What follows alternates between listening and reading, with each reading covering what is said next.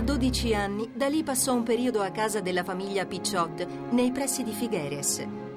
La tenuta si chiamava il Mulino della Torre e quella torre diventò uno dei miti favoriti del pittore.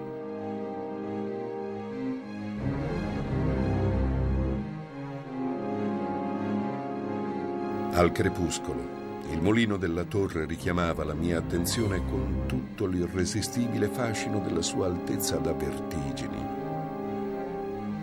Io levavo i miei occhi alla sommità della torre con ardente sguardo di promessa e di fedeltà. Dalì giocava con Dulita in cima alla torre. Sentiva la tentazione di buttarla dall'alto spingendola con una stampella. Alla fine, il sacrificio della bambina fu sostituito da un diavolo che precipita. La torre era diventata il luogo sacro, il tabernacolo, la casa del sacrificio.